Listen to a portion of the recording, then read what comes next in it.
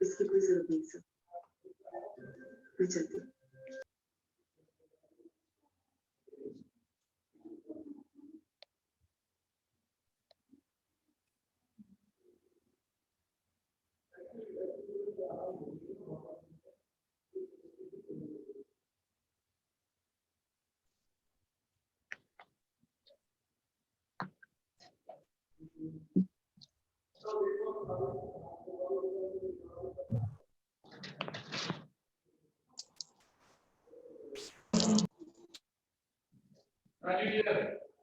और कहाँ चला गया था? अच्छा, हाँ जी, good morning. Good morning sir. Good afternoon. Organic की क्लास है? इनऑर्गेनिक का क्लास आज आपकी आरके सर की जगह मेरी और मेरी जगह पर आरके सर की आ गई है ना? चलो सर, तो अपन आगे। हाँ, तो कल अपन ने जो लास्ट टॉपिक कंप्लीट किया था, एक बार चेक करके देखो। हम लोगों ने शुरू किया था अल्कोहल। होमवर्क अल्कोहल का फिर अच्छा होमवर्क किया था, यस। इसका मतलब अपन ने एक बार चेक कर लीजिए। तो कल जो मैंने general method of measures of alcohol दिए थे, उसके अंदर नंबर 1 मैंने आपसे कहा था बाय रिडक्शन। और रिडक्शन के लिए मैंने बहुत अच्छा रिड्यूसिंग एजेंट दिया था, कौन? जिसका नाम था LAH या NABH, इस तरह के एजेंट होते। इनकी मैकेनिज्म जो मैंने आपको बताई, तो मैंने एक आपको जनरेशन दिया मैकेनिज्म में कि अल्कोहल कब बनता है एल्डिहाइड कीटोन के रिडक्शन से। तो ये आप लेते हैं कोई भी एल्डिहाइड और कीटोन, और जब आप इसके अंदर कोई भी रिड्यूसिंग एजेंट डालते हो, LAH या सोडियम बोरोहाइड्राइड या सोडियम पेंटाइड, तो आपका कंपाउंड क्या बनता है? Appropriate alcohol. ये होता है कंट्रोल। अब इसके दो एस्पेक्ट होते हैं। पहला एस्पेक्ट था मैकेनिज्म। तो मैकेनिज्म ने आपको हिंट दे दिया कि LAH का H या NaBH का H कार्बन को जुड़ता है, और वाटर जो डालते हो हाइड्रोलाइज करने के लिए, उसका H O को जुड़ता है। तो आपने दोनों तरह के H के बेस पर टेक्निकली समझ लिया। और दूसरा होता है aspect C square. C square का मतलब होता है, देखो कार्बन के नंबर में क्या उतार चढ़ाव है, बढ़े हैं, घटे हैं, या बिल्कुल वही के वही है। तो नंबर ऑफ कार्बन पे नो चेंज, पहला पॉइंट। दूसरा C स्क्वायर का सेकंड C होता है कैटेगरी। तो आप एल्डिहाइड या कीटोन को बदलते हो अल्कोहल में। इसका मतलब ये आपका एल्डिहाइड भी हो सकता है, ये आपका कीटोन भी। लेकिन अगर एल्डिहाइड हुआ तो प्राइमरी अल्कोहल, और अगर कीटोन हुआ तो सेकेंडरी। इससे आपके सामने जनरेशन आ जाएगा कि कभी भी हम टर्सरी अल्कोहल नहीं बना सकते। क्या मेरी बात यहाँ तक समझ में आ गई थी? यस और नो? Yes sir. अब अपन चेक करते हैं स्क्रीन में यहाँ पर कि जब मैंने आपको कल इसके अंदर एक क्वेश्चन दिया था, तो ये क्वेश्चन दो ही तरह के ABCD क्वेश्चन मैंने आपसे कराए थे। लेकिन कल जब मैंने होमवर्क दिया था, तो इसी पैटर्न पे मैंने B कैटेगरी का होमवर्क दिया था। मैंने कहा था अगर आपको यहाँ पर एसिड का क्लोराइड लिख दिया जाए और लिख दिया जाए लिथियम एल्यूमिनियम, तो मेरे देने के पीछे रीजन था कि आपने जो मैकेनिज्म यहाँ की थी वही मैकेनिज्म यहाँ। अब वो मैकेनिज्म क्या थी अगर मैं समझाऊं, तो सोचिए कि इस जगह Cl की जगह कोई भी Lg, आज मैं चेंज कर रहा हूँ यहाँ पर कोई भी Lg, अगर कौन कौन हो सकते हैं। अब सोचो इसकी मैकेनिज्म क्या होगी। सबसे पहले यहाँ पर डाला LH, LH ने आपको दिया H नेगेटिव। H नेगेटिव एक न्यूक्लियोफाइल है, तो न्यूक्लियोफाइल क्या करेगा, इस इलेक्ट्रोफिलिक कार्बन पर जब जुड़ेगा तो Lg, क्योंकि Lg हमेशा इलेक्ट्रॉन लेके निकल जाता है, इसको अपन ऐसे रिएक्शन बोलते हैं बेटा। तो आपके रिएक्शन में प्रोडक्ट क्या बना था, R C double bond O और देखो यहाँ अब ये H आके देखो इसका मतलब आपका कंपाउंड बन गया एल्डिहाइड। अब एल्डिहाइड आते ही आप इसके अंदर फिर डालोगे LH, अब की बार LH फिर आपको H नेगेटिव देगा। अब आपको मैकेनिज्म बताइए इसकी कि सीधा आपका न्यूक्लियोफाइल इस इलेक्ट्रोफाइल पर जाकर शिफ्ट हो जाएगा, एडिशन करेगा तो न्यूक्लियोफिलिक एडिशन, नतीजा होगा आपको मिलेगा ऑक्सी एनायन तो RCO- और देखो अब की बार दो हाइड्रोजन जुड़ चुके हैं। अब की बार ये दोनों हाइड्रोजन कहां से आए वो आपके सामने रखे, Lg की जगह X लगा वो आपको पता है कहां से है, ये वाला H भी है, दोनों के दोनों आपके LS का है। और अब इसको कर दीजिए आप हाइड्रोलाइसिस, तो ये लीजिए हाइड्रोलाइसिस करोगे तो आपका प्रोडक्ट बनेगा RCNO और देखो आपके पास एक H याद चुका है, एक H याद चुका है, एक H याद, और तीनों H कहां से आए ये आपको इस मैकेनिज्म पार्ट से क्लियर हो जाएगा। अब आप चेक कर लीजिए आपका एस्पेक्ट है बेटा, एक मोल ले लीजिए बेटा, LH में 4 H lithium alumina hydride H4 फिर सीधी रिएक्शन अल्कोहल की होती है, इसकी एल्डिहाइड की होती नहीं, सिर्फ एक ही जना है जिसको रोक सकता है एल्डिहाइड, वो है आपका वाला रोजन रिएक्शन, बाकी कोई नहीं। यस बच्चों, तो क्या आपको ये दोनों टेक्निक समझ में आ गई? Yes sir. अब आप सोच सर एक बार और बताइए ना। कि रिएक्शन करने के बाद एनालिसिस किया गया तो मैकेनिज्म से ये सिद्ध हो गया कि आपका रिडक्शन H कहां से आएगा, और रिएक्शन के नंबर ऑफ कार्बन पे कोई असर नहीं पड़ता, जितने कार्बन होते हैं उतने का प्राइमरी अल्कोहल बनता है। अब पॉइंट आता है सर ये Lg कौन होगा, तो मैं आपको बताता हूं ये Lg आज के बाद OH हुआ तो ये एसिड हो जाएगा, आप देखो इस OH मिला करके देखो तो एसिड ग्रुप हो गया। अगर मैंने यहाँ पर Cl लगा दिया तो ये एसिड का क्लोराइड हो जाएगा, अगर मैंने यहाँ पर OR लगा दिया तो एस्टर हो जाएगा, और अगर मैंने OCOR लगा दिया तो एनहाइड्राइड। का मतलब हम इसमें एसिड ले सकते हैं, एसिड क्लोराइड ले सकते हैं, एस्टर ले सकते हैं और एनहाइड्राइड ले सकते हैं, सबका आंसर अल्कोहल पे जाके बना हो जाएगा प्राइमरी अल्कोहल। इससे कभी सेकेंडरी अल्कोहल नहीं बनता, सेकेंडरी अल्कोहल केवल कीटोन से बनता है।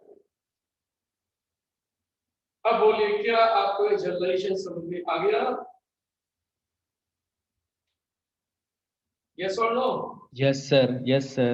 आप देखो जिस पेपर में पेपर में लिखा हुआ है CH3 CH2 COOH, एरो के ऊपर LH H प्लस और ये आ गया A,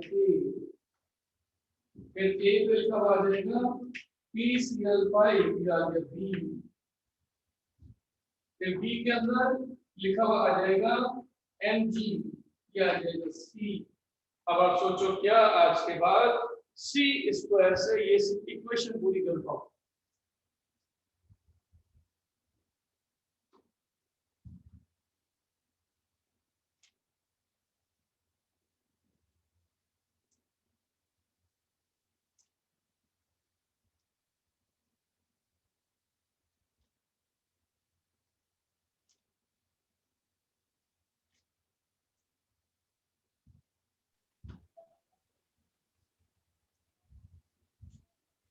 सर एंड में एल्डिहाइड बनेगा। एंड में क्या बनेगा? एल्डिहाइड। देखो सही,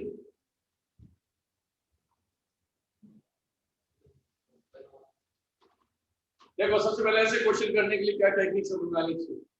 ऐसे क्वेश्चन करने के सबसे अच्छा तरीका होता है, सबसे पहले C नंबर ऑफ कार्बन, क्या LH नंबर ऑफ कार्बन को इफेक्ट करता है, पहले ये दिमाग बना लो। यस और नो सर। सर कार्बन है 3, तो आपके A में भी कितने होंगे? 3। दूसरा, क्या PCl कार्बन के नंबर कैसे डालता है? आप पीसीएल का काम देख चुके हो, मैं पीछे हेलो नो सर। नो ही डालता। तो इसका मतलब यहाँ पर भी कितने हैं? 3। क्या Mg से नंबर ऑफ कार्बन पे इफेक्ट पड़ेगा क्या? No No, sir. sir. No, sir. पहला काम नहीं होगा। अब दूसरा काम, अब आपने पॉइंट कर दिया, NH ने इसमें काम किया तो ये सीधा जाके कहाँ रुकेगा? 3 कार्बन का क्या, जिस अल्कोहल। अल्कोहल। अल्कोहल, और वो भी हमेशा कौन सा अल्कोहल? प्राइमरी। प्राइमरी। तो बिना सोचे समझे CH3 CH2 CH4 OH answer हो गया आपका प्रोपिल अल्कोहल। अब पीसीएल फाइल क्या करता है, पढ़कर आएंगे। POCl3 और HCl निकाल देता है। यहाँ सीखो, आप अपनी एनर्जी को कैसे बचा सकते हो। सोचो, आप जो बोल रहे हो उसने आपका टाइम खराब कर दिया POCl3 बोलकर। POCl3 बोलना यहाँ पर बिल्कुल भी टाइम वेस्ट करने वाला था। टू दी पॉइंट बोलो क्या बना, बस जिससे टाइम सेव हो सके। ये मैकेनिज्म अभी से दिमाग में रखो। तो सोचो सीधा आंसर क्या, कार्बन के नंबर वही के होंगे, सिर्फ OH की जगह पर कौन? ये करने सीधा काम। कभी माइक ऑफ करो यार। बात को घुमा फिरा के बोलने की आदत मत रखो। ये बातें 12th में अच्छी लगती है, लेकिन कॉम्पिटिटिव एग्जाम में सीधा आंसर ही टाइम सेव करेगा। अपनी आदतों में चेंज कर लीजिए, सिलेक्शन श्योर हो जाएगा। अब आप देखो, आपको ज्ञान है एमसी ना लग जाए तो बस मैग्नीशियम। माइक ऑफ कर लो प्लीज। अब बोलिए बेटा, क्या मेरी बात समझ में आ गई? यस और नो?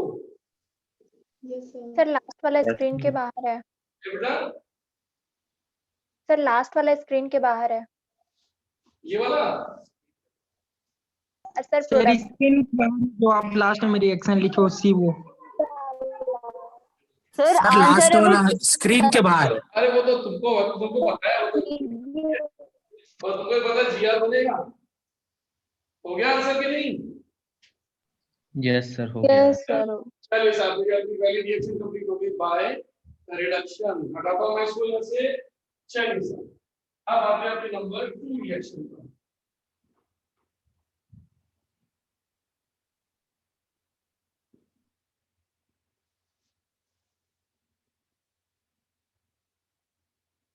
नंबर टू लेते हैं इसके अंदर बाय हाइड्रोलाइसिस। जल अपघटन की द्वारा हाइड्रोलाइसिस के अंदर क्या करते हैं हम, एसिडिक या बेसिक कोई सा मीडियम ले सकते हैं। हर किसी की अलग कंडीशन है। जैसे सबसे पहले मैं नंबर लेने जा रहा हूँ A बाय ईथर। अब अगर देखो आपको ईथर दे दिया जाए, वैसे तो ईथर जो होते हैं वो अल्कोहल के ही डेरिवेटिव है। तो अगर मैं सिंपल वे में बोलूं तो अल्कोहल से हमेशा ईथर, तो ईथर से हमेशा अल्कोहल ही बनेगा हाइड्रोलाइज करने पर। लेकिन कैसे बनेगा वो मैं आपको समझाता हूं। ये आपके पास एक ईथर है, ये ईथर है। यहां मैं सिखाऊंगा आपको मैकेनिज्म, और ये अपन चलेंगे डायरेक्ट आंसर। तो जो आपको सीखना होगा दिमाग के अंदर वो ये चलेगा, और जब सी स्क्वायर करना होगा तो ये चलेगा। तो ये होगा 95%, ये होगा 5%। धीरे धीरे इस 5% को खत्म करते जाना, इसको 100% कर देना। अब देखो रिएक्शन कैसे होती है। इसके लिए हम क्या करते हैं, एसिडिक मीडियम में हाइड्रोलाइज करते हैं, जिसको अपन नाम देते हैं डाइल्यूट H2SO4। अब ये डाइल्यूट H2SO4 क्या कर रहा है, पर दिमाग लगा। देखो ये डाइल्यूट H2SO4 सबसे पहले अपने में से प्रोटॉन जनरेट करता है, और वो प्रोटॉन किसके पास जाएगा आपको अच्छे से ध्यान रखना। भाई प्रोटॉन तो होता है इलेक्ट्रॉनिकली डेफिशिएंट, और इसको इलेक्ट्रॉन देने वाला है ये O। तो ये ऑक्सीजन अपने दोनों इलेक्ट्रॉन इसको डोनेट करते हैं।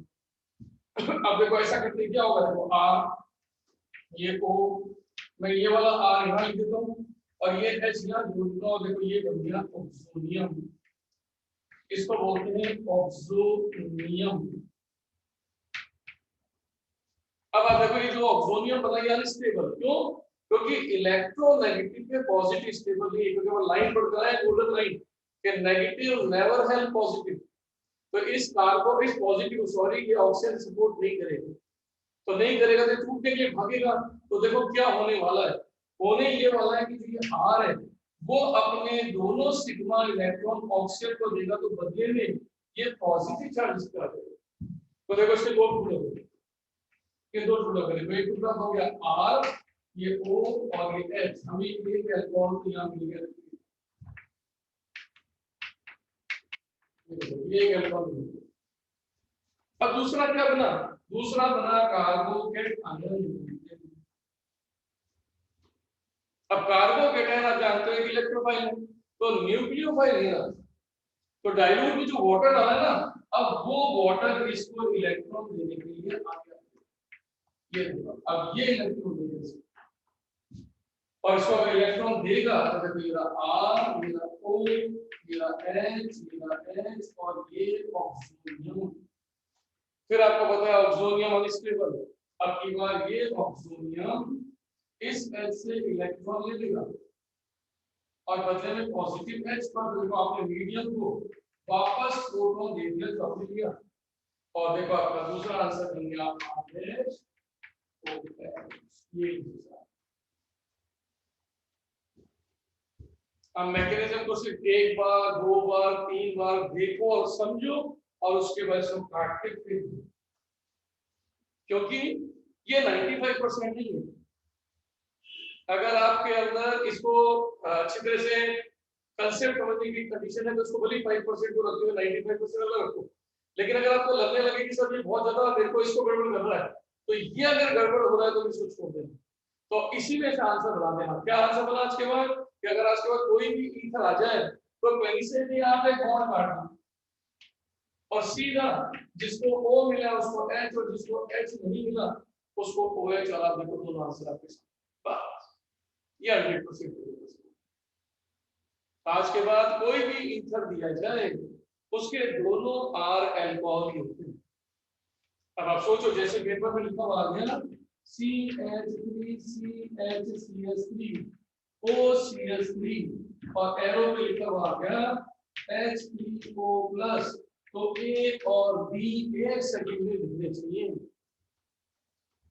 C² इसका तेजी के साथ आना चाहिए, या टाइम वेस्ट नहीं। तो C² का मतलब है, पहले चेक करो सबस्ट्रेट में कुल कार्बन कितने हैं। 4 कार्बन। 4 कार्बन, 4 ये एक मेरा प्रोपेन अल्कोहल कहीं से कौन कर आपकी चॉइस यार, चिंता करने की जरूरत नहीं। तो एक बनेगा आपका 3 कार्बन का और एक बनेगा 1 कार्बन।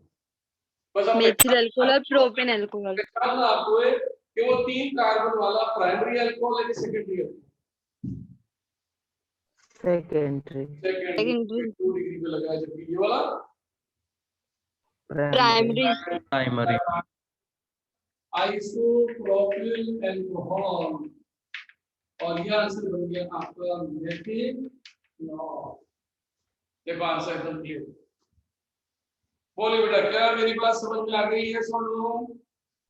Yes sir. चलिए इसको आप किनारे कर दीजिए। तो हाइड्रोलाइसिस का एक सेट कंप्लीट हो गया।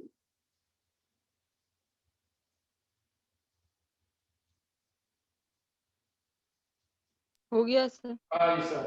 अब यहाँ पर लेने जा रहे हैं नंबर बी। बी में अपन ईथर की जगह एस्टर, एस्टर। अब आप गौर से देखो एस्टर में क्या डिफरेंस है। अगर अपन एस्टर देखें तो एस्टर में सिर्फ ये डिफरेंस है।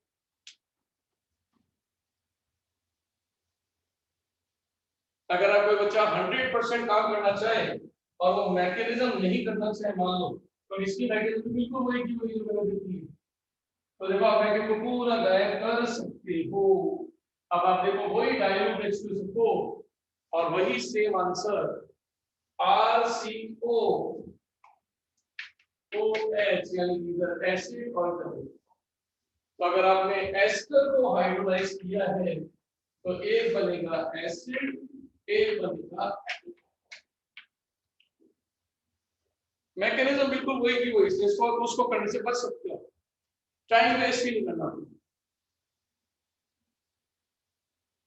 हाँ ये जरूर है कि अगर इसमें आप एसिड की जगह बेसिक मीडियम डाल दोगे जैसे मैं डालूंगा तो सीधे नो NeOH। तो मीडियम बेसिक हो गया। बेसिक होने में छोटा सा डिफरेंस आएगा, प्रोसेस तो यही रहेगी, सिर्फ इसमें एसिड की जगह सोडियम सॉल्ट कर देंगे।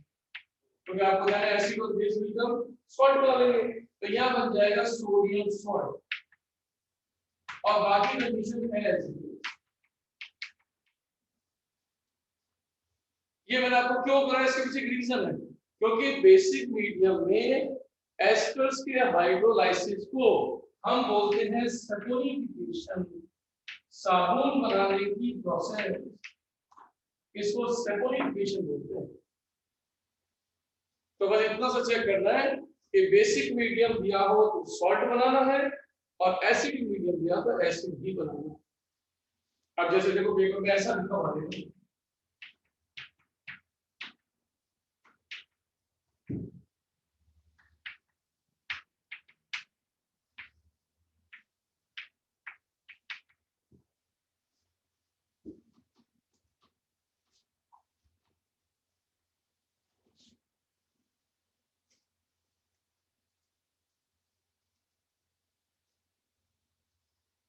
मिथिल अल्कोहल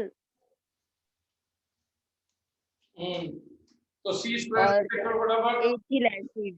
बिल्कुल सही। तो C स्क्वायर में देखते हो तो 2 कार्बन ये और 1 कार्बन ये, और एथिल का सॉल्ट बनेगा। बिल्कुल सही। तो आप समझ गए होंगे कि इसका मतलब 2 कार्बन का तो एसिड और 1 कार्बन का अल्कोहल, और अगर NaOH लेते हो तो 2 कार्बन का सोडियम एसिटेट और वही। अब होता क्या है देखो, अगर आपकी बेसिक नॉलेज अच्छी है तो एग्जामिनर क्वेश्चन कैसा भी दे आपको कंफ्यूजन नहीं होता। कंफ्यूजन होता उन बच्चों को जिन्होंने स्ट्रक्चर्स को रट लिया। अब जिस बच्चे को बेसिक वर्ड समझ में आ गया, सोचिए अगर कल को एग्जामिनर इलेक्ट्रॉन दे देता, इसको कहते हैं इलेक्ट्रॉन, ये इलेक्ट्रॉन और इसको डाल देता डाइल्यूट H2SO4। अब बच्चा कहता सर मेरे को तो नहीं आता, तो सोचो तो बेवकूफी कर रहा है। अब दिमाग लगा के देखो, जो एस्टर यहाँ पर है वही एस्टर यहाँ पर भी, क्या फर्क है? कोई फर्क नहीं पड़ा। आपने एस्टर को हाइड्रोलाइज किया, वैसे एस्टर को हाइड्रोलाइज कर दो, इसको OH दे दो, इसको H दो, वही की वही चीज ओपन हो जाएगी। तो पेपर में एग्जामिनर आपके दिमाग को चेक करता है कि भाई आपके सामने अगर मरीज आ जाए तो आप मरीज का सही तरीके से ऑपरेशन कर पाओगे कि नहीं कर पाओगे। अगर आप इंजीनियर बन गए तो पुल का निर्माण सही कर पाओगे। प्रेजेंस ऑफ माइंड, ईंट और चूने में अंतर तो पता है ना। तो ये वही चीज है, छोटी कोई एक सैंपल लेके उसके बेस पे कुछ भी पूछ लो, चीज तो वही की वही, क्या फर्क पड़ा? वही एस करिएगा, वही एस करिएगा, बस ये ओपन और ये क्लोज, क्या फर्क पड़ता है? यहाँ से काटोगे तो फुल कैसे हो जाएगा? यहाँ इसको मिल जाएगा H और इसको मिल जाएगा OH, हो गया आंसर। वही का वही सेम, जो 2 टुकड़े हुए थे वही एक ही टुकड़े में दोनों चीज दिख जाएंगी। तो ये प्रेजेंस ऑफ माइंड है। तो क्या मैं होप करूं कि एस्टर का हाइड्रोलाइज से अल्कोहल बनना समझ में आ गया? सर एक बार इसका प्रोडक्ट लिखिए ना। मेरा पता तू जरूर पूछेगा बेवकूफ, तेरे को कुछ नहीं करना था, अकल लगाया कर। ये देख कैसे दिमाग आते हैं, 1 2 3 4 5। तो जब तू इसको काटेगा तो दिमाग लगा के सोच, यही की यही ये रहा ये और ये रहा ये। अब सोच, इसको काटने से इसको क्या मिला? वाटर का OH, और इसको हो गया आंसर। अब इसको तार की तरह सीधा करते हैं चाहे मोड़े ना, कोई फर्क नहीं पड़ता। अब पेपर में सही बना है, सही बना। अब पेपर में यही यूं लिख के देते हैं।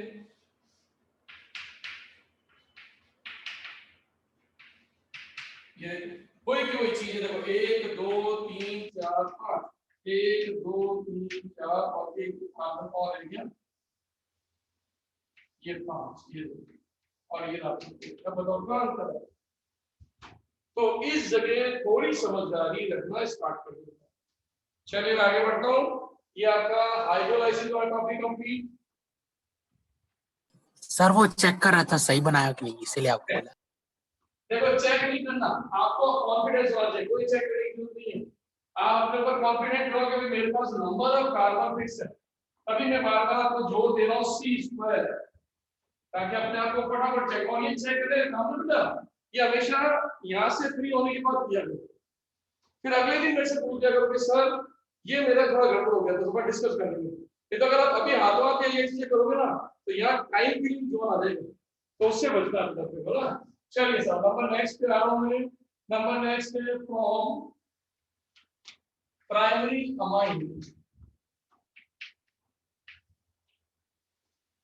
ये भी बहुत इंपॉर्टेंट रिएक्शन, ये होते हैं आपके प्राइमरी अमाइन RNH2। अब इस रिएक्शन में अगर कोई बच्चा सिर्फ रटना चाहता है तब तो उसके लिए आंसर ये रहा R, ये N और ये H2। थोड़ा मैंने खुला खुला लिख दिया। इसके ऊपर एग्जामिनर एनो पे लिख के देगा NaNO2 प्लस HCl।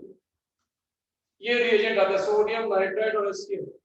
क्योंकि जब सोडियम नाइट्राइड और HCl आपस में रिएक्शन करते हैं तो NaCl तो नीचे बैठ जाता है और बन जाता है HNO2। ये बन जाता है HNO2। तो ये इसको हम होनो बोलते हैं, अपनी भाषा में बोलते हैं होनो। अब याद रहे आपको। अब ये HNO2 बनते ही क्या करता है, सीधा इसके ऊपर अटैक करेगा। अब आप देखो इसके टुकड़े कर दिए। अब इन तीनों टुकड़ों में आपको अपना प्रोडक्ट भी दिखाई देगा। बाई प्रोडक्ट ये दिखाई देगा, देखो नाइट्रोजन गैस निकल गई, ये निकल गया वाटर। देखो इसके तीन टुकड़े हो गए, तो ये आपका R, ये आपका N और ये आपका H2। R को मिल गया OH, तो हमारा आंसर हो गया अल्कोहल। N को मिल गया N, तो ये निकल गई गैस, और H का H2 नीचे बैठ गया। तो आप सोचिए आपका कंपाउंड बन के तैयार हो गया और आपको इससे आइडिया लग गया कि C² कार्बन के नंबर पे कोई असर हुआ कि नहीं हुआ? नहीं हुआ ना। तो देखो इससे नहीं हुआ सर। आपके सारे क्वेश्चन सॉल्व होते हैं, लेकिन इससे आप क्वेश्चन सॉल्व कर सकते हो केवल 90%। 10% एग्जामिनर ऐसा क्वेश्चन दे देता है जिसमें दिमाग लगाना होता है, वो दिमाग लगाने का नीचे। तो 90% क्वेश्चन इससे सॉल्व हो जाएंगे। जैसे मान लो मैंने आपको दे दिया CH3CH2NH2, एरो के ऊपर NaNO2 प्लस HCl। ऐसे पूछिए एथिल अल्कोहल। बस, तो ये सीधा आंसर हो गया एथिल अल्कोहल, जो कि C² से क्वेश्चन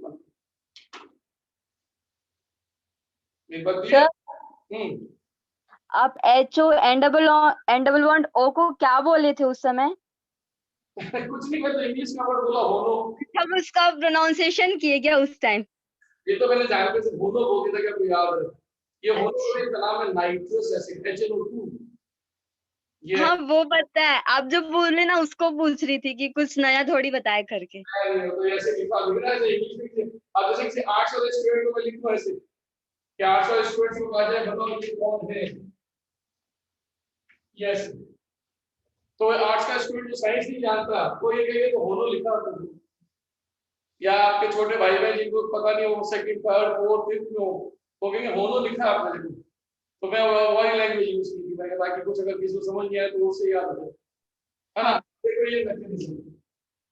अब इसमें टेक्निकल पॉइंट क्या है कि ये जो आपने RNH2 लिया ये बेस है,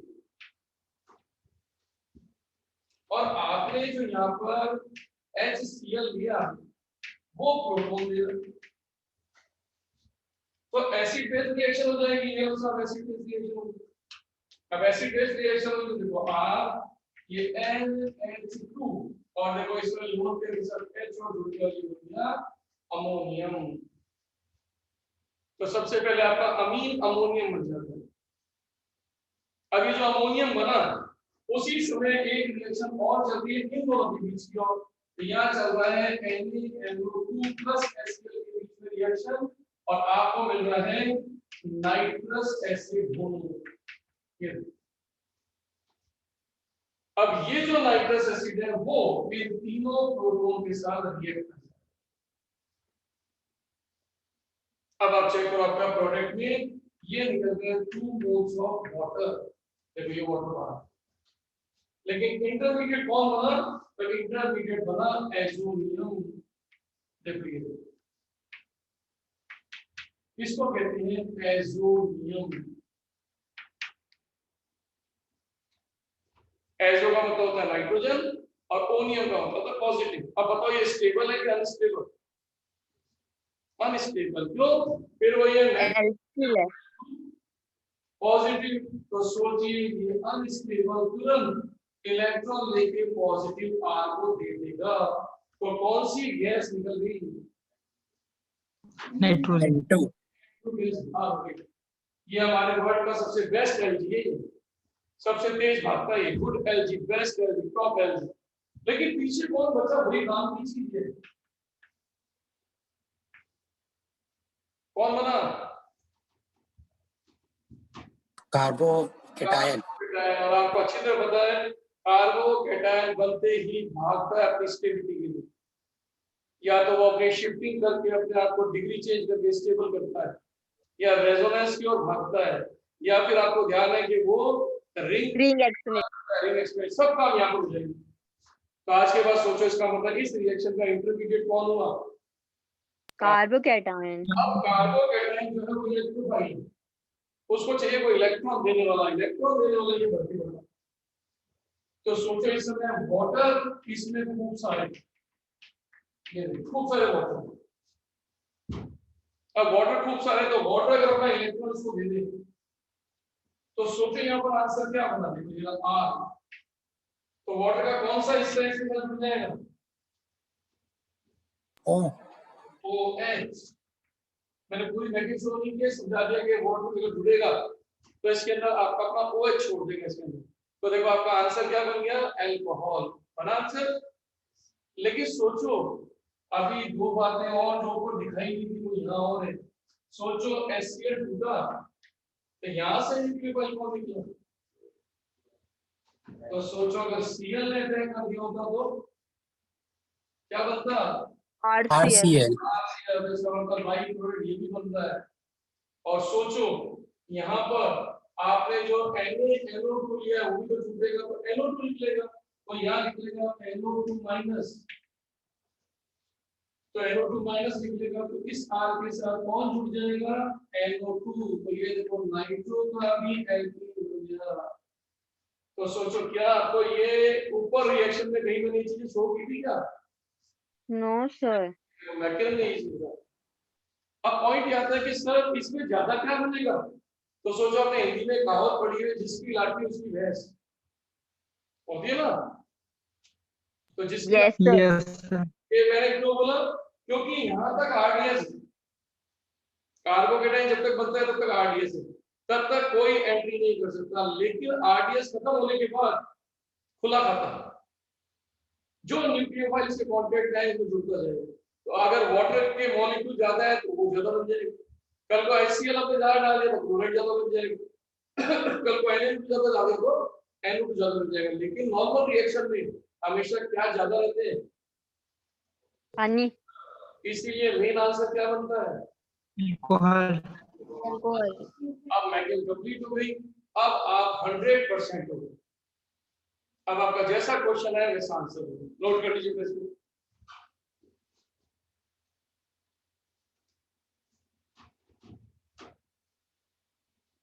हटा दूं यस सर। क्या? आप देखो जैसे अब आज के बाद सोचिए बच्चे दो तरह के होंगे। जिस बच्चे ने सिर्फ ऊपर की लाइन को ही पढ़ा तो सोचिए वो गड़बड़ क्या करेगा? सब बंदा जैसे दिया CH3 CH2 CH2 NH2 और यहाँ लिख दिया NaNO2 प्लस HCl और पूछा गया मेजर प्रोडक्ट, और एक पूछा गया NaNO2 plus HCl possible products. तो अब जो बच्चा पढ़कर ढंग से आ रहा है वो देखो अपने आंसर में क्या चेंज लाएगा।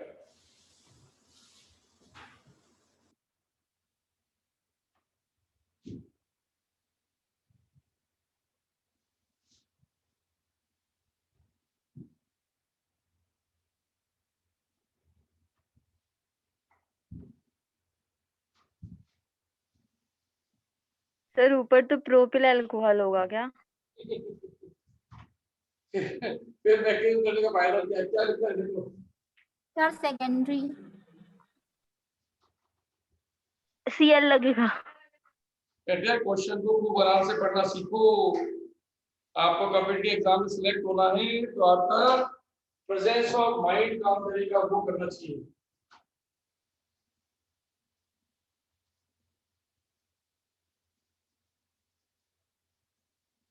तो आपको मैंने मैकेनिज्म कराई, पहले सोचो इसमें अगर मैकेनिज्म होगी तो इसमें कार्बोकेटायन क्या बनेगा और क्या क्या बनेगी।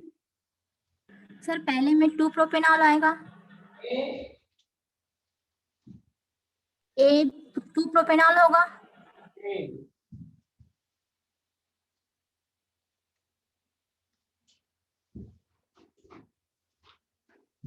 हाँ सर सही तो बोल रही है। क्या बोल रहे हैं आपने? तो प्रोपेनॉल को बोल। सर वो वाली सही बोल रही है, वो कार्बोकेटायन शिफ्टिंग कर देगी वो। फिर यही तो, इसीलिए कहता हूँ अपने आप को सोचने का मौका दो। अभी इतना सोचने का मौका दो कि पेपर में वो आदत बन जाए, स्पीड बन जाए। आज अगर आपने किसी और को स्पीड बना दिया तो फिर पेपर में वही आदत बनी रहेगी। इसलिए बहुत पेशेंस का काम करना। सबसे पहले दिमाग लगाओ कि इसमें कार्बोकेटायन दो बनेंगे। देखो आपके एक बनेगा प्रोपिल अल्कोहल और ये शिफ्ट होकर मेजर प्रोडक्ट में बदलेगा किससे के। तो प्राइमरी भी मिलेगा और सेकेंडरी मिलेगा, लेकिन ज्यादा क्वांटिटी में कौन मिलेगा? सेकेंडरी। तो अब बताओ इसने जब मेजर पूछा है तो कौन सा अल्कोहल ज्यादा बेटर है, प्राइमरी अल्कोहल या सेकेंडरी अल्कोहल? सेकेंडरी बनेगा वो बनेगा आइसोप्रोपिल अल्कोहल यानी कि सेकेंडरी। अब एग्जामिनर पूछेगा पॉसिबल प्रोडक्ट्स, तो दिमाग लगाओ। इसके अंदर 3 तरह के प्रोडक्ट बन सकते हैं। तो सोचो इसके अंदर भी 3 तरह के प्रोडक्ट बन सकते हैं। वाटर ने अटैक किया तो क्या, Cl ने अटैक किया तो क्या, NO2 ने अटैक किया तो क्या, वाटर ने अटैक किया तो क्या, Cl एंड NO2। तो उसने मेजर नहीं पूछा है, पॉसिबल प्रोडक्ट्स पूछे हैं। क्या क्या आपकी बास्केट में आएगा वो देख लो। अब सोच लो अगर ये यहाँ पर अटैक करता है तो कौन सा alcohol? Primary. Primary propyl alcohol. ये अटैक करता है तो 1 क्लोरो, ये अटैक करता है तो 1 नाइट्रो। 3 तो प्रोडक्ट्स हो गए। अब इसी के अंदर अगर ये अटैक करता है तो 2 प्रोपेनॉल, ये अटैक करता है तो 2 क्लोरो और ये अटैक करता है तो 2 नाइट्रो। तो आप देखो आपके सामने 6 तरह के एसएन प्रोडक्ट्स आ गए। इनको एसएन प्रोडक्ट कहते हैं। क्यों? क्योंकि ये हटा और दूसरा न्यूक्लियोफाइल आया। तो न्यूक्लियोफाइल की जगह न्यूक्लियोफाइल आए तो एसएन बोलते थे। 6 के 6 एसएन प्रोडक्ट काउंट होंगे। अब बताओ मेरी बात समझ में आ गई कि नहीं? हाँ सर मैं उस टाइम शिफ्टिंग Yes, नहीं sir. कर आई थी। आगे ना। अब देखो इसमें एक्सेप्शन, हालांकि एक्सेप्शन नहीं है, एक्सेप्शन है आपका मैथिलमीन। अब मैथिलमीन के अंदर अगर अपन NaNO2 HCl डालते हैं तो जनरली आप जानते हैं जो नॉर्मल कंडीशन में क्या बनेगा, तो अपन सब कहेंगे मिथाइल अल्कोहल, क्योंकि अल्कोहल। इसकी क्या आ जाएगा? OH। लेकिन नहीं, इसका मेजर आंसर ईथर है। ये एक्सेप्शन है इसमें। इसमें मैथिल अल्कोहल वापस कार्बोकेटायन से रिएक्ट कर जाता है और ईथर बन जाता है। तो ये अपने को याद रखना पड़ेगा। सर इसका रीजन कुछ होगा क्या? सर ये हो गया। क्या होगा? रीजन तो बहुत सिंपल है ना। आप दिमाग लगाओ, इसका इंटरमीडिएट क्या बनेगा? 3+ कार्बोकेटायन। हाँ कार्बोकेटायन में वाटर अटैक करेगा तो OH आ जाएगा, तो क्या बन जाएगा? Methyl alcohol. अल्कोहल जो बनेगा वो दूसरे कार्बोकेटायन के आने पर उससे अटैक कर जाएगा उसके ऊपर, तो दूसरा वाला मिथाइल भी छूट जाएगा उसके अंदर। तो यानी H हटाकर ये मैथिल दूसरा कार्बोकेटायन का जुड़ गया। तो असली आंसर कहां चला गया? ईथर पर। जबकि बाकी में ऐसा क्यों नहीं होता? क्योंकि बाकी सब में कार्बोकेटायन स्टेबल हो जाते हैं, इसमें स्टेबल नहीं हो पाता। क्योंकि इसके पास ना तो हाइपर कॉन्जुगेशन है, ना रेजोनेंस है और ना रिंग है। बाकी सबके पास देखो हाइपर कॉन्जुगेशन है। देखो इसलिए वो शिफ्टिंग का काम कर सकते हैं या स्टेबल हो सकते हैं, ये रीजन है। हाँ सर, थैंक यू। हाँ, हटा दो उसको। हाँ Yes, sir. तो ये लीजिए आपका अल्कोहल की प्रिपरेशन कंप्लीट। अब हेडिंग डाल दीजिए बेटा। अब अल्कोहल रिएक्ट कैसे करता है वो समझाना। तो ये देखिए आपका यहाँ पर reactions of alcohol.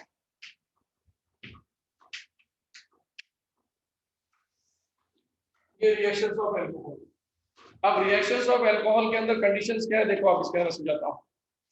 Reactions of alcohol में आप सोचिए कि आपका जो अल्कोहल है उसके पास रिएक्शन करने के लिए दो बड़े बड़े हिस्से हैं। आप हो गया नंबर 1, हो सकता है ये वाला बॉन्ड ट्यूब कर जाए। तो सोचिए अगर ये वाला बॉन्ड टूटा तो बनने वाला प्रोडक्ट एंड बाई प्रोडक्ट क्या दिखेगा देखो। अगर ये बॉन्ड टूटता है तो ये बनेगा R2 नेगेटिव और H+। और अगर अल्कोहल के किसी रिएजेंट ने यहां से बॉन्ड तोड़ा, बहुत सारे रिएजेंट यहां से बॉन्ड तोड़ेंगे, तो फिर आप देखो आपको क्या मिलेगा, ये H2- एंड R+। अब आप सोचो ये इसका इंटरमीडिएट है और ये देखो ये इसका इंटरमीडिएट है। और आपको पता है रेट ऑफ रिएक्शन इंटरमीडिएट पर बेस्ड होती है। तो सोचो आज के बाद अगर अल्कोहल ने ये वाले बॉन्ड को तोड़ा और एल्कोक्साइड आयन बनाया तो दिमाग लगा के सोचो रेट यानी कि रिएक्शन की रेट इस एल्कोक्साइड की स्टेबिलिटी से डायरेक्टली प्रोपोर्शनल। अब आप प्रेजेंस ऑफ माइंड लगाओ, ये R को प्लस आई लगाता है तो इस ऑक्सीजन को वो जो नेगेटिव लेके बैठा है उसको स्टेबल कर रहा है कि डीस्टेबलाइज कर रहा है? डीस्टेबल। तो R यानी प्लस आई की वैल्यू कम होनी चाहिए कि ज्यादा होनी चाहिए? कम होनी। इसका मतलब इनवर्सली प्रोपोर्शनल टू प्लस आई। तो सोच के देखो आपके पास अल्कोहल है, methyl alcohol, ethyl alcohol, isopropyl alcohol, tertiary alcohol.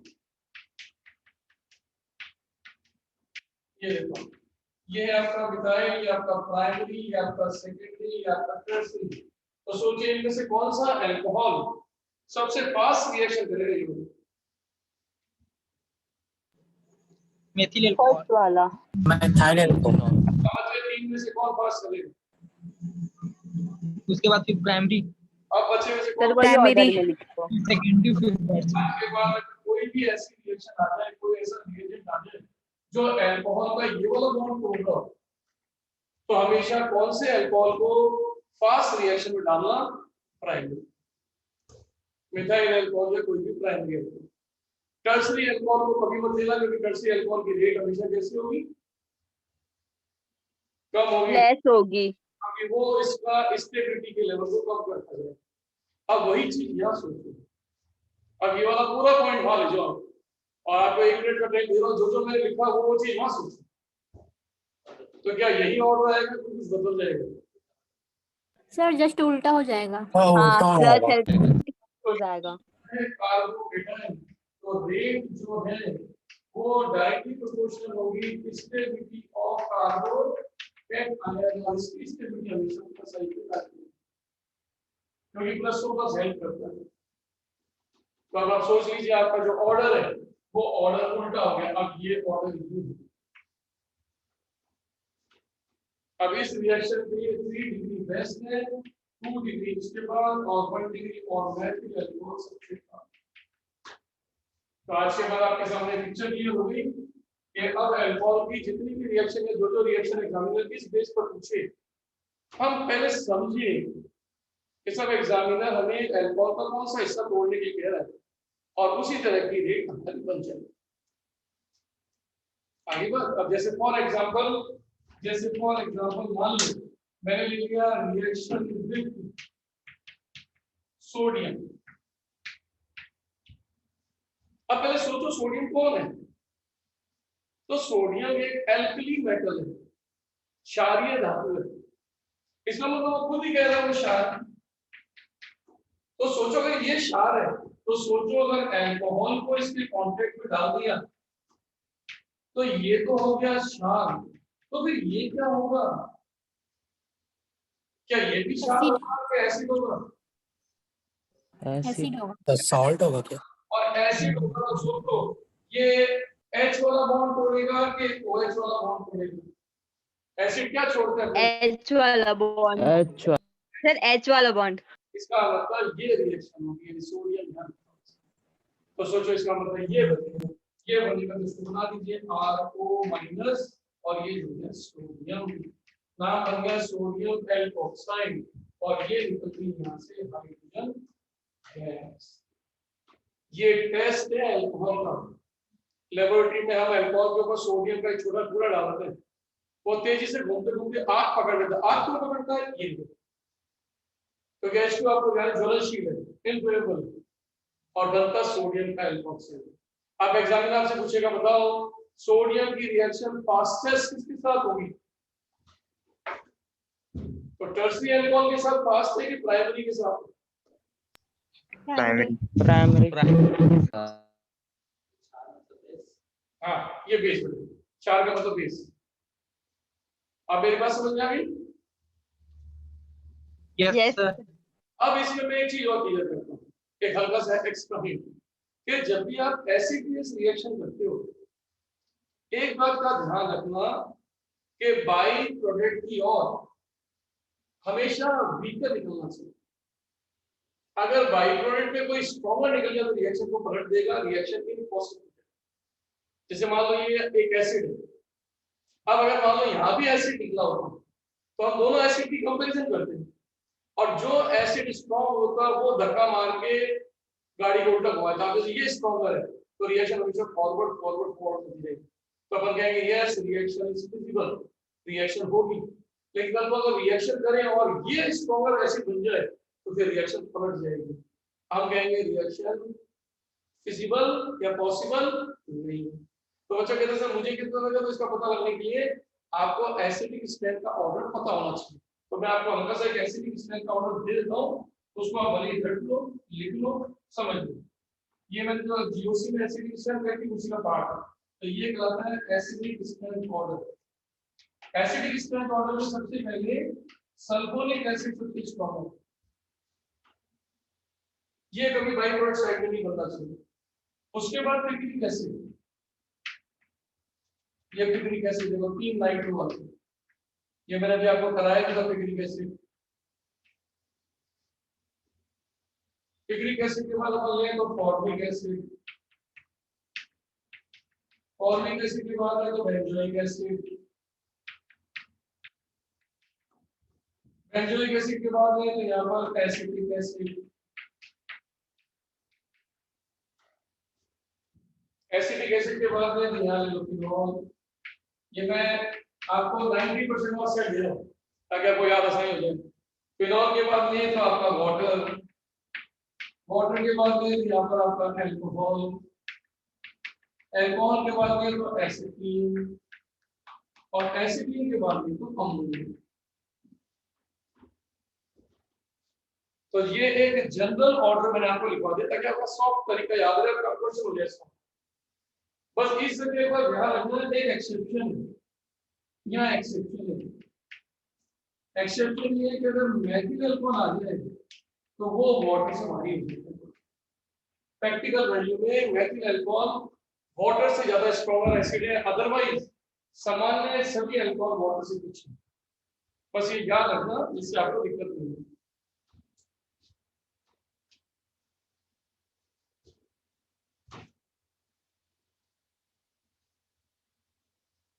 अब ये जो ऑर्डर मैंने कराया है क्यों करा, इसका रीजन बताता हूँ आपको। एक बार ये हटा दो बेटा जो ऊपर मैंने किया है, एक बार स्नैपशॉट कर लो। Sir 1 minute.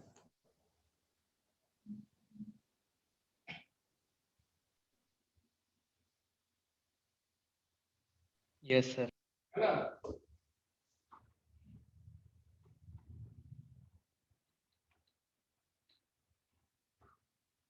अब पेपर में इस तरह का एक क्वेश्चन कैसे बनता है मैं आपको समझाता हूँ। जैसे एक क्वेश्चन जब जेई मेंस में आया तो नहीं मानते कि सब एसिटिलीन के अंदर आपने NaH डाला, एसिटिलीन के अंदर आपने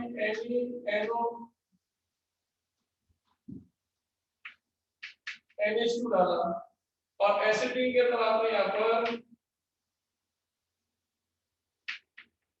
H2CO3 डाला। ये सब के सब बेस है।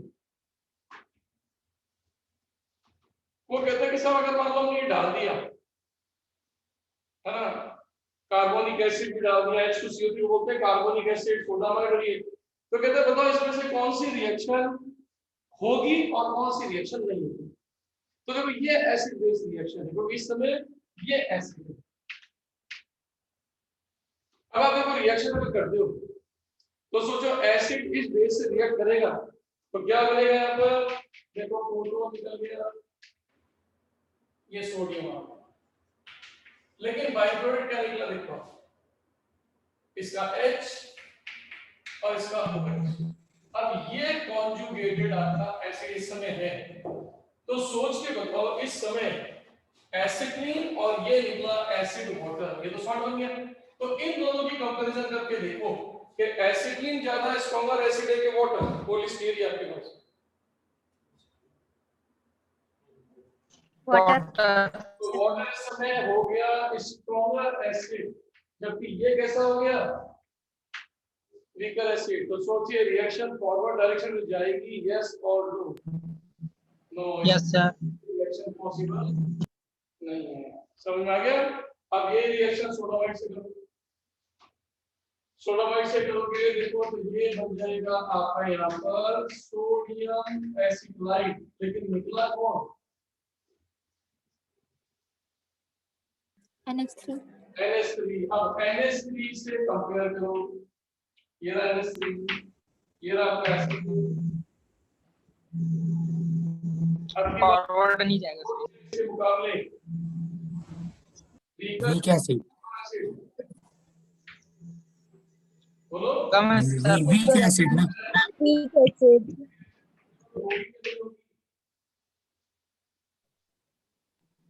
Yes sir reaction reaction visible होगी, ये रिएक्शन पॉसिबल। मैंने इसमें कार्बोनिक एसिड डाल दिया हूं, सीन तो कार्बोनिक एसिड तो एसिड होता है, बेस होता है सोडियम बाइकार्बोनेट, सोडियम बाइकार्बोनेट मालूम नहीं डाल दिया। अब सोडियम बाइकार्बोनेट डाले तो ये बन गया देखो आपका यहाँ पर सोडियम सॉल्ट, और ये आपका बन गया कार्बोनिक एसिड। और कार्बोनिक एसिड जो होता है उसकी पोजीशन अगर मैं आपको कहूं तो कार्बोनिक एसिड यहाँ स्टैंड करता है, इस यहाँ पर किसी का इसका मतलब कार्बोनिक एसिड इन सबसे स्ट्रॉन्गर है, फिनॉल से भी स्ट्रॉन्गर है। तो सोच के बताओ कार्बोनिक एसिड अब एसिड से कंपेयर करें तो स्ट्रॉन्गर होगा कि वीकर होगा? स्ट्रॉन्गर होगा। नहीं।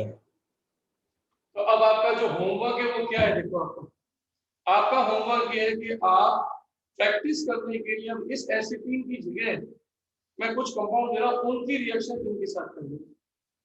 जैसे नंबर 1 ये होमवर्क है आपका, एथिलीन की रिएक्शन कर लेंगे, यहाँ रखें सेम रिएक्शन, कौन सी रिएक्शन यस होगी नो वो घर पे चेक करना। बी एसिटिक एसिड के साथ रिएक्शन कर लेंगे, सी फिनॉल के साथ रिएक्शन कर लेंगे। तो ये तीन आपको जो मैंने कंपाउंड दिए उनको याद रख लेना, और यही तीनों के साथ रिएक्शन करके सॉल्ट बनाना, और उनके एसिड जो बाई प्रोडक्ट की फॉर्म में निकले उनको इनकी स्ट्रेंथ से चेक करना और देखना कौन किसके मुकाबले रिएक्शन देगा या फिजिबल होगा। ये घर पे आपको करना। तो बोलिए मेरी बात समझ में आई कि नहीं? Yes sir. टाइम क्या हो गया बेटा? अपनी क्लास तो 5 बजे तक है ना? कब तक है? सर 5 PM तक रहता है। भाई हाँ अभी टाइम है ना? 50। अभी तो बहुत टाइम है सर। आप जब देखो लगा मेरे को घड़ी देखते हुए तो रिफ्लेक्शन आ रहा है तो दिखाई नहीं देता। तो यस, अब मेरी बात समझ में आ गई बेटा? Yes sir. चलिए सर नेक्स्ट पॉइंट पे एंट्री करते हैं।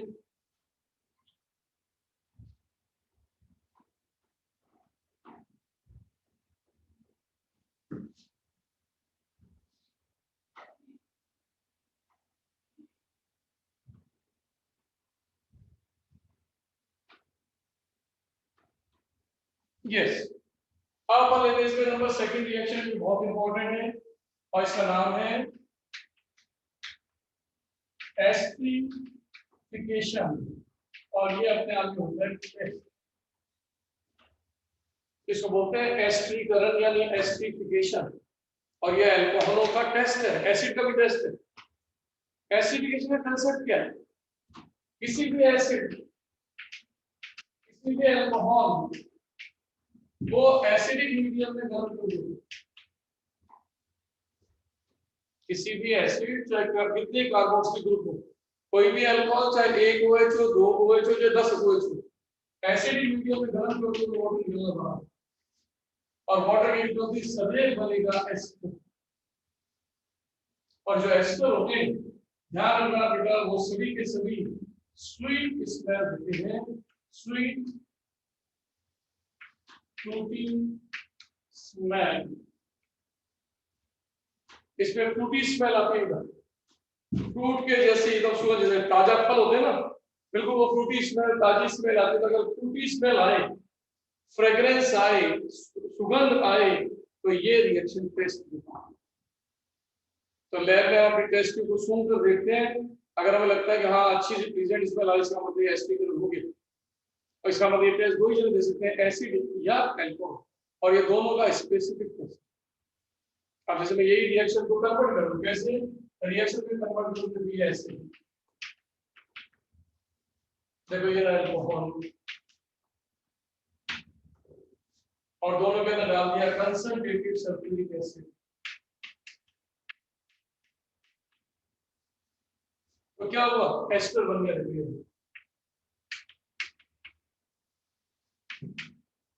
ये देखो, और ये एस्टर।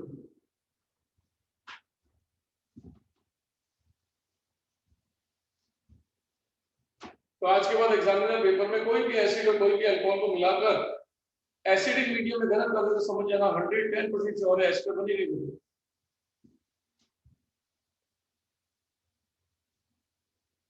तो 100 में से 90%, 94%, 95% इससे काम चल जाता है। लेकिन टेक्निकली अगर क्वेश्चन आ जाए 5% में, 7%, 8% में, तो फिर एक्स्ट्रा दिमाग लगाना पड़ता है, वो है मैकेनिज्म। इस अब ये रिएक्शन में किसने क्या दिया? वाटर तो निकला है, क्योंकि वाटर निकलता है तो एक H होता है, एक OH होता है। लेकिन किसने H दिया, किसने OH दिया, पता होना चाहिए, तभी तो रेट डिसाइड होगी। तो अभी फिलहाल तो हमें कोई आइडिया नहीं है, तो किसी से भी कुछ भी ले ले तो आंसर हो जाएगा। लेकिन टेक्निकली जो दिमाग लगाएंगे तो क्या होगा देखो। तो टेक्निकली अगर हम दिमाग लगाएं तो इस रिएक्शन में हो क्या रहा है, अगर हम देखें तो इसमें हो क्या रहा है कि आपका सबसे पहले जो आपने एसिडिक मीडियम डाला H2SO4, उसका प्रोटॉन सीधा इस O पे जाता है। ये आपका R, ये आपका O, ये आपका OH, और ये देखो प्रोटॉन यहाँ जुड़ गए, ये प्रोटॉन यहाँ जुड़ गए। अब जैसे ही प्रोटॉन जुड़ा, मानी बात है पाई का इलेक्ट्रॉन भागना शुरू करेगा, क्योंकि ऑक्सीजन जो है वो अपने ऊपर पॉजिटिव कर सकता है, तो पाई इलेक्ट्रॉन खींच के करेगा, तो पॉजिटिव नीचे ले जाएगा। तो ऐसे में आपने जो अल्कोहल डाला है, अब वो अल्कोहल न्यूक्लियोफाइल बनेगा। देखो ये रहा अल्कोहल, ये न्यूक्लियोफाइल बनेगी यहाँ पे, क्योंकि ये तो न्यूक्लियोफाइल है, इसको इलेक्ट्रॉन देना है, और कमी यहाँ आने वाली है, क्योंकि आपने जो प्रोटॉन ऊपर चिपकाया था उसकी कमी यहाँ आने वाली है। तो सोचो इस समय आपका इस अल्कोहल पर, इस एसिड पर जाने वाला और आने वाला दोनों ग्रुप आगे बैठे हैं। ये H यहाँ से निकाल, ये देखो ये कंडीशन है। अब देखो ये जाने वाला है और ये आने वाला है। अब जाने वाला क्या करेगा? तो आप सोचो अब की बार ये दोनों आपस में टकराएंगे और ये वाटर निकल जाएगा और इधर से आपका प्रोटॉन बाहर निकल जाएगा। तो सोचो आपका आंसर क्या बना, गौर से देखो। आंसर में मैं यहां बनाता हूं, आंसर में गौर से देखो, ये आर, ये सी डबल बॉन्ड ओ, ये वापस डबल बॉन्ड ओ है, ये ओ OH जा चुका, उसकी जगह जुड़ गया ओ आर। अब आप चेक करके देखो इस रिएक्शन में OH किसने दिया, तो आप चेक करके देखो OH of water from carboxylic acid, यानी कि यहां से आया है आपका OH and H of water from ये आएगा अल्कोहल। तो आज के बाद आपके ये जनरेशन हो गया। अब भले आप मैकेनिज्म को पूरा काट के अलग कर दो, हमारे काम में, क्योंकि हमें तो ये कंक्लूजन चाहिए तो हमें मिल गया बस। तो आज के बाद जब भी हम एसिडिफिकेशन करेंगे OH कौन देगा, एसिड, जबकि H अल्कोहल। अब आपका 100% क्वेश्चन होगा। आपका वैसा 100% क्वेश्चन कैसे, तो गौर से देखो, यहाँ मैं क्वेश्चन करता हूँ आपके सामने। जैसे इस तरह मान लो एग्जामिनर ने कहा CH3COOH और आपसे कहा सर इसके अंदर मिला दो एथिल अल्कोहल और यहाँ डाल दिया आपका एसिडिक मीडियम में भी, तो कहता है A प्लस वाटर बन गया। तो कहता है आप इस A का स्ट्रक्चर बनाओ। पहला क्वेश्चन A होगा,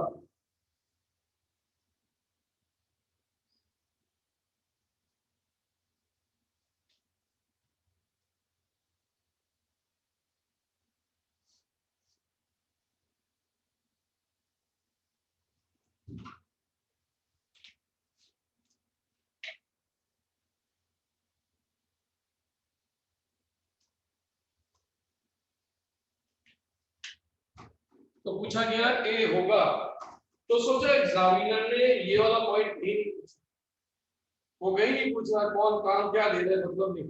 तो आपको अच्छे से पता है कि इस समय ये लाइन काम होगी, सिंपल सी, कि अगर ये और ये आपस में इससे रिएक्शन करेंगे तो बनेगा क्या, एस्टर। दूसरा कार्बन के नंबर दोनों में से क्या कार्बन के नंबर लॉस होते हैं क्या, नो सर। जुड़ जाएंगे। कार्बन सारे वहां पहुंच जाएंगे। तो सोचो इस वाले पॉइंट में कितने कार्बन टोटल, 4 कार्बन होगा। दो ये CH3 C double bond O C2H5। बस आंसर हो गया CH3COO CH2CH3 हमारा आंसर। ये 90 से 95% का क्वेश्चन, 90 से 95 का क्वेश्चन है। अब ये इसी पैटर्न का क्वेश्चन थोड़ा सा अपग्रेड करो बिना मैकेनिज्म के, तो एग्जामिनर यूं कर देगा,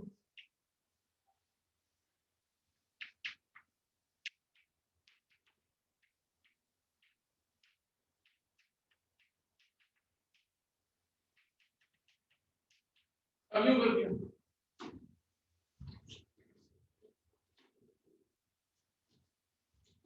अब आप सोचो उसने क्या किया, उसने बेवकूफ बच्चों को छट्टी कर दी, क्योंकि कहते हैं ना सर्वाइवल ऑफ फिटेस्ट, प्रकृति जो होती है वो केवल फिट को चयन करती है, कचरे को साफ कर देती है। तो क्या हुआ, जिस बच्चे ने सीखा के साथ ये एसिड अल्कोहल जब जब रिएक्ट करेंगे बनेगा कौन, एस्टर। तो सोचो मैंने भी इस कंपाउंड में वही दो दिए हैं, इसका मतलब इसका भी आंसर कौन बनेगा, एस्टर। एस्टर। इतना है। आपकी बार एस्टर साइक्लिक हो जाएगी, चीज वही की वही है। इसका मतलब यहाँ से OH निकाल दो, यहाँ से H निकाल दो, तो जोड़ दो, आंसर हो गया। तो देखो ये बन गया इलेक्ट्रॉन, ये 5 की। ये देखो 1 ये 2 ये 3 ये 4 ये 5। तो यहाँ सिर्फ प्रेजेंस ऑफ माइंड वाले बच्चे जीत जाते हैं, जबकि नया आके रॉकेट साइंस लगाई, जिस बच्चे को एक लाइन की नॉलेज है उसने ये लाइन पूरी कर दी। चाहे मैं कोई सा भी दो कंपाउंड, अगर एसिड कितना भी दो, अल्कोहल साथ में दो, तो एसिड तो बनना कंफर्म नहीं। अब टेक्निकल पॉइंट है, टेक्निकल पॉइंट में क्या कि एग्जामिनर ने सपोज को यहाँ पर आपको क्वेश्चन दे दिया, आपको कहा कि सर ये दिया मैंने एसिटिक एसिड, ये दिया मैंने इथाइल अल्कोहल, ये डाला मैंने एसिडिक मीडियम और हीट कर दिया, लेकिन मैंने यहां पर कर दिया ऑक्सीजन 18, यहां कर दी ऑक्सीजन ये, तो मैंने लिखा A प्लस वाटर। तो मेरा क्वेश्चन है O18 विल बी इन, तो O18 कहां पर होगी, प्रोडक्ट में, एस्टर में या वाटर में। तो यहाँ इस समय बच्चे को इसकी नॉलेज होगी या इस कंक्लूजन की नॉलेज होगी। सर वाटर आएगी क्या? सर एस्टर में सर एस्टर में आएगा। Sir water. दिमाग वाला था कि आपका जो एसिड है वो क्या देता है, OH ये एसिड, अल्कोहल क्या देता है, H एच देता है। वाटर में 18 गया कि वाटर में 16 गया, वाटर में 16 गया। 16 गया। 18 किसमें गया, एस्टर। एस्टर। तो बस इस समय इतनी छोटा सा काम करना है, कोई अपने को रॉकेट साइंस नहीं बनानी, बस ये ध्यान रखो। पेपर इतना इजी आएगा कि अगर कोई बच्चा समझ रहा है तो सेलेक्ट, और वही गलती करके बेवकूफी कर रहा है तो उससे बड़ा बेवकूफ कोई नहीं। क्योंकि देखो बेटा, सारे डॉक्टर सारे इंजीनियर नहीं बन सकते, कुछ हमें मरीजों की आवश्यकता रहेगी, कुछ हमें नर्सों की जरूरत भी रहेगी, कुछ कंपाउंडरों की जरूरत भी रहेगी, कुछ मजदूरों की जरूरत भी रहेगी, सब्जी भी लेनी पड़ेगी। तो ध्यान रखो, इसी समाज में से सभी लोग आएंगे। तो आज जो बच्चे पढ़ रहे हैं ना, वो अच्छी तरह समझ लें कि अगर आप इंजीनियर या डॉक्टर बनना चाहते हैं तो आपके काम करने का तरीका ही आपको अलग करेगा। नहीं तो आप सब जानते हो, काम नहीं करोगे, ढंग से नहीं समझोगे, ढंग से कुछ नहीं करोगे, तो हमारे पास मजदूरों की, सब्जी बेचने वालों की, ठेला लगाने वालों की और भी बहुत सारी जरूरतें बाकी बची नहीं। तो फिर आप धीरे धीरे उसमें फिट होते जाओगे, समझ में आ जाएगा। इसे कह रहा हूँ, पढ़ना है, सिलेक्ट होना है, तो थोड़ा सा दिमाग। अब देखो, मैंने इसमें कोई भी रॉकेट साइंस में समझ नहीं होगा, तो क्या मेरी बात समझ में आ गई, यस और no? Yes sir. Sir side please. हाँ बिल्कुल, साइड प्लीज हो गया। देखो फोटो सेलेक्ट कर लो इसकी। अब मैं आगे बढ़ता हूँ इसमें।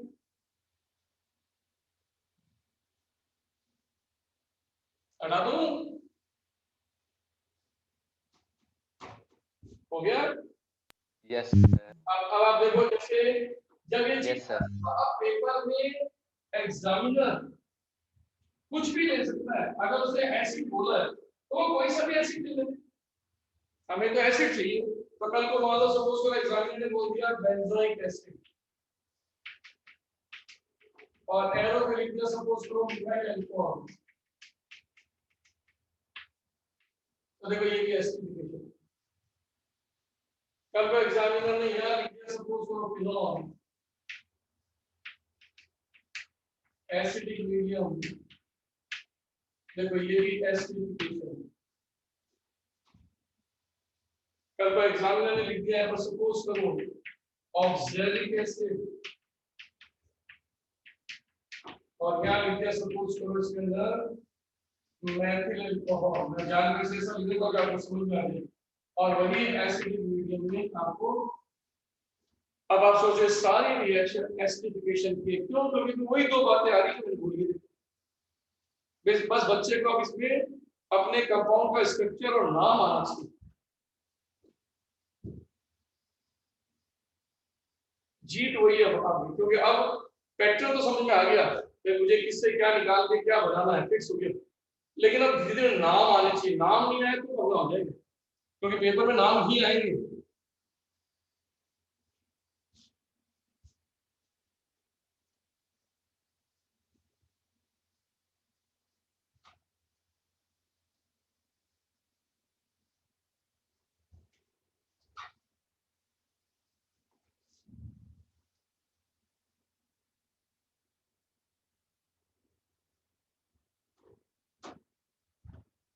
तो क्या आंसर दिखा? सर नाम नहीं पता पर सर मिथा मेथिल बेंजोइक। तो देखो आपका ये अब एस्टर जो मैंने सिखाया था, एस्टर का नेमिंग सिस्टम समझो। एस्टर में हमेशा ओ के साथ लगे को पहले बोलते हैं, जैसे मैं ऐसे अगर मैं इसको लूं,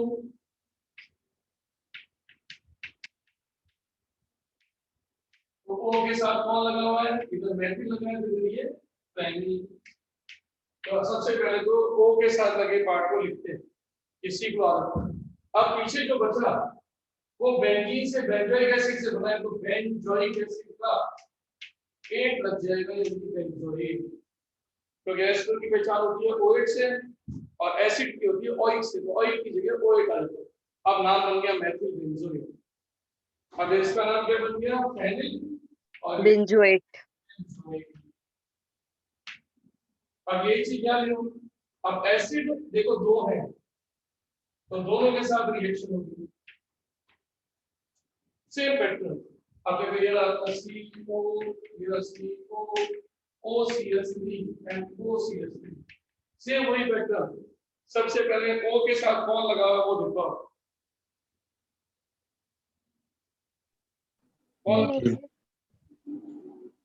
मिथाइल, तो नाम आ गया मिथाइल। और अब इस एसिड का नाम क्या है, जिसका नाम था बेंजोइक एसिड, इसका नाम था बेंजोइक एसिड, हमने ये हटा दिया था। और ये ग्लाइकॉल। इसका नाम क्या है, ग्लाइकॉल। बेटा खुद ही दिमाग लगाओ, ग्लाइकॉल अल्कोहल होता है, बोल रहे हो ग्लाइकॉल। हाँ, इसका नाम ऑक्जेलिक एसिड। ऑक्जेलिक एसिड था। तो सोचो इसका मतलब ये है कि क्या लिख जाएगा, तो नाम बन जाएगा ऑक्सलेट, क्योंकि एक एसिड की जगह एक लग जाएगा, तो ये बन गया ऑक्सलेट, तो नाम बन गया मेथिल ऑक्सलेट। बस खत्म। इसका मतलब नेमिंग सिस्टम बहुत इजी होता है, एक को करो, एक के बेस पे बात को पकड़ना सीखो। तो क्या मैं हो करूं, आज मेरी बात समझ में आ गई? Hello sir, yes. तो कल मैं करूंगा, ठीक है। कंपाउंड का नाम बताइए ना, क्या बोले? कंपाउंड कौन सा? ये जो सर, ये नीचे वाले का जो प्रोडक्ट बनाना। ऑक्जेलेट। अरे बेटा आपके सामने ना मैंने यहाँ से क्या हटाया, एक एसिड। देखो तुलनात्मक अध्ययन करो, कंपैरेटिव स्टडी। एक एसिड हट के उसकी जगह क्या आ जाता है, एक। तो इसका एक एसिड, हाँ सर, ऑक्सलेट। हमेशा कंपैरेटिव थैंक करोगे, कंसेप्चुअल होती है। तो क्या मैं हो करो, मेरी बात समझ में आ गई? You. Yes sir. Yes sir. Bye sir, good night. Good night. Okay. Okay sir, thank you, bye bye, good night sir.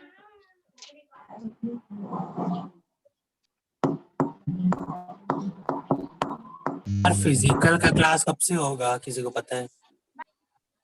भगवान जाने। भगवान को कहाँ ढूंढूं यार मैं? की जैसे निकल जा तू भी खोजने के लिए, पता है, मिलेगा तो मेरे को भी बता देना। होली के बेटा बाद मेरी आवाज आ रही है? लू। हेलो बेटा, मेरी आवाज आ रही है आपको? कौन बेटा है भाई? ये टिल्लू है, टिल्लू है। अरे उस सर के बड़ी याद आपसे। ओहो। अच्छा, तो तुम ससुरा हम ही को बेटा बोलोगे? अरे तो का होगा वाह, सर सुन लो ना। मारेंगे तुम लोग को। अरे सब लोग